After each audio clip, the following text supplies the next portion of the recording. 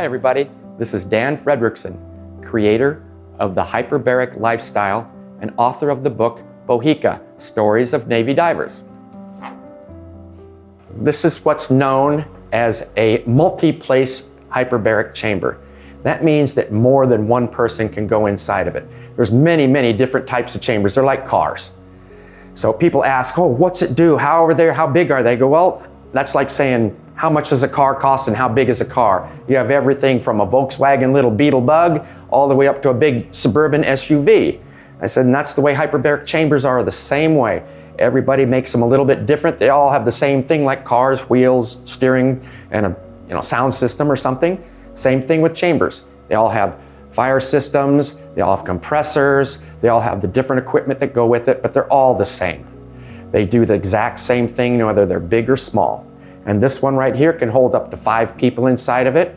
And this is an air chamber. It's not a 100% oxygen chamber. It's a much safer one than an oxygen chamber. It's not that the other one's that much more dangerous, but it's just the fact that air chambers make it easier and they're cheaper to run too.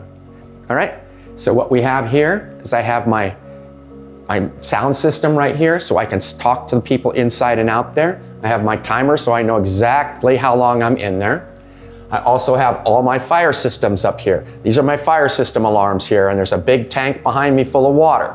And all I have to do then is yank this thing right here and pop that in there, and that thing is gonna have a shower of icy cold water that will probably hear people screaming from down the block. Because I was in there when we did it one time, and it was cold. But we made sure our fire system worked, so if anybody ever had a fire, they knew they were gonna get wet. So that means it definitely works, and we do that every 6 months here. And that's a standard maintenance program. One of our other main things is our lighting system. So when you're in there, if you want to read, or we can have a TV going, or we can have a movie going, or we could just have music, and you can listen to all that yourself, or we could turn the lights all the way down and you can get yourself a nice nap. You have a great alternative. And seeing that we can talk to you in and out, they're going to be able to tell you which. If you want to watch TV for a while, that's fine. If not, you tap on the chamber, boom, we look in, they go, hey, I want to take a nap. It's time for a nap. We go ahead and do that. And that makes it so relaxing, and it's so easy because we have plenty of room in these chambers. I like the bigger chambers myself. I've been in hundreds of different ones, and I've probably been inside a chamber well over 1,000 times. And I much prefer these style chambers. I've built the tiny ones and I've built the big ones. And having worked in both of them, these are the Cadillacs and the others are the economy cars as far as I'm concerned. I like driving a Cadillac. And this is, to me, the most beautiful chamber that is around right here. So inside here, we have a lot of safety factors. Obviously, I told you about the fire system. I also told you about the oxygen here. Okay, we obviously are putting in 100% oxygen into everyone. But we can't have too much oxygen in the chamber when we're in there because it makes it a little bit more of a fire hazard.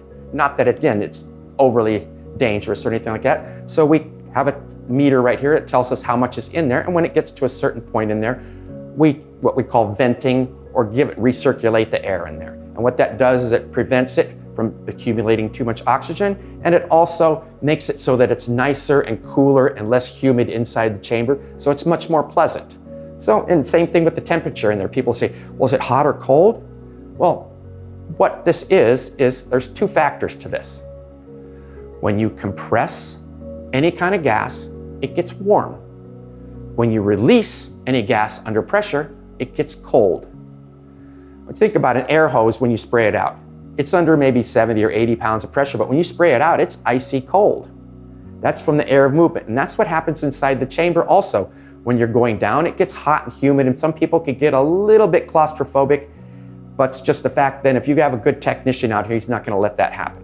He's going to keep the air circulating as you go down to where the temperature is right. And it's the opposite when you come back up, because when you're expanding, there's not much we can do with this one, but it gets a little chilly in there. And if it's humid enough in there, it can actually get foggy.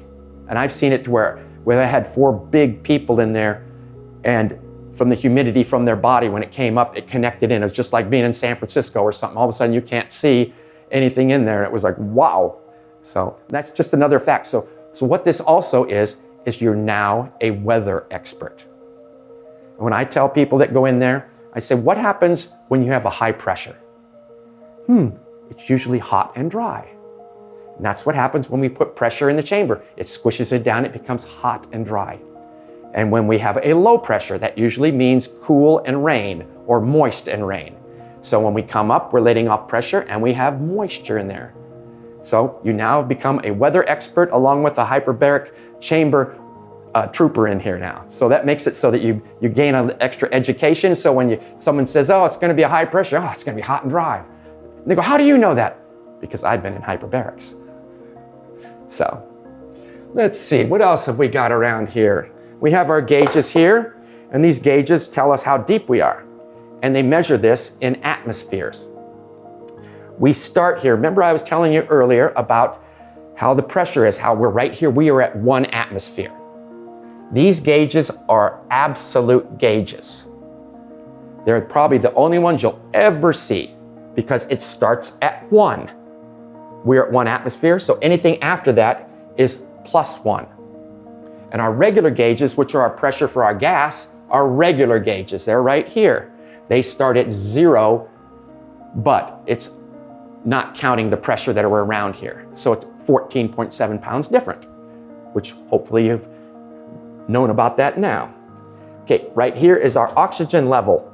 This tells us how much oxygen we feed to our patients right here. Sometimes they want to have more flow, sometimes they want to have less. Everybody's different. So we can adjust it right here, and we talk to our patients and they let us know. And after they've been in there a while, they know what they like. And it's easy. You educate them, and they tell you what they like. Makes life easy. Plus, they always want to come in here and get healthy anyway, so they're ready to get in there and go. Same thing here. These are our oxygen monitors here. This is the main one, and this is to each patient right here. So when we monitor each one, we have the main flow in, and then each patient individually has their own type of oxygen here. We could also see in here through the little portholes, and on our porthole, we have our temperature gauge. And our temperature gauge tells us, obviously, how warm it is in there. You don't want to be warm in the chamber. You don't want to be ice cold either, but I would rather put a blanket on than be hot in there. Because most people, when they get warm in a confined area, they start to get a little claustrophobic. And that's not very much fun because you can't go very much in there. And we keep it cool in there all the time anyway. The air conditioning in here keeps the metal cool, so it stays nice in here. That's the way it should be. It's not fun to go into a chamber all hot and humid. I've done that before when I did a lot of diving out in the tropics, and it was miserable. You sat in there and sweat, and all you could think about was just wanting to get out. And it wasn't very much fun. This is pleasant and it's nice. And you could watch TV in there and you could relax, and it's a pretty neat place to be. Let's see, what else do we have here? Up here, we have our video monitor. So we can watch you from over here on the desk if we need to. We don't have to be looking through the porthole or watching you. We have a mirror back over here, and we could see both of the screens for both of the chambers here. And that way we have a constant monitoring along with hearing you. And anytime the patients are in here, if they want to get our attention at all, they just knock on the chamber, and we can hear them, and we look right up at the chamber, and they'll usually signal us if they need to talk to us. And we're done. That way we're right here all the time. They're safe. They know we're there. And any issue they have, we take care of it. All right, on every chamber, you have to have definitely two different types of valves in here. Your inlet and your exhaust. To put pressure on there, you're gonna have your exhaust off, and you're gonna start to open your pressure, which you can hear the sound right now. And then when that starts to seal, you have your door shut over here, and your pressure will start to build up.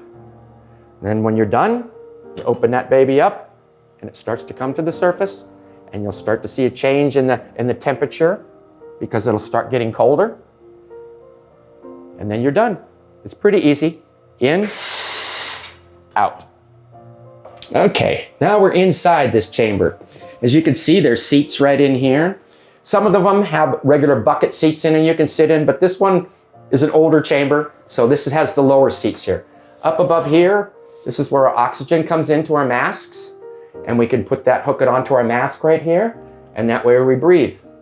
It's pretty neat. You don't have to do anything. They control it all outside. Also right here, we have a phone. This is another one. We have a regular one where we could just talk, but if you want to talk, we call this the physician phone. That means if you have a physician or a technician in here with a serious patient and they don't want to talk out loud, they can have some secret conversation here. But this is also a secondary non-electrical, this is a phone called a voice-powered phone. That means when you speak into it, it works whether there's power or not. So this is if the power goes out, you can still talk in here. One of the other questions that people are seriously concerned about is what happens if something happens to the technician out there while they're in the chamber? Well, this is called the get out of dodge valve right here. That means the patient has control right there of letting the pressure off of this chamber here and being able to go out the door. This door is not held shut by anything but pressure. So that means when the pressure goes down to nothing in here, that door can be pulled wide open. In the meantime, when the pressure is on the door, it can't be opened. Even if there's 1 pound of pressure on there, you wouldn't be able to open it. But with this case, you can get out right here. They also have our oxygen sensors right here. That connects into the gauge outside here. It tells us how much oxygen is in here.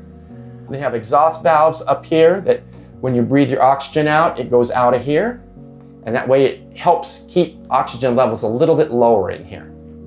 Once again, the most important thing in here is our fire system right here. There's 2 different factors. We have a hose. If you see something starting to smoke or something, you could spray this. This has water on it all the time. Or if something serious happens, just like I showed you outside, I will yank this thing off right here and pound that thing down, and my sprayers up here on the top of this thing will spray water out here, and you will freeze yourself very quickly, but you will not be burned. And here's our communication box right here and our video. So this shows everybody that's in here. The only problem we have with this thing is when we have little kids in here, they like to play with the camera. So we have to constantly tell them, hey, can you guys move the camera back? But other than that, getting a smear on it or anything like that's which happens sometimes too. But other than that, this is a great thing right here because you just look out there and you can see the video and you don't have to be looking through the porthole here.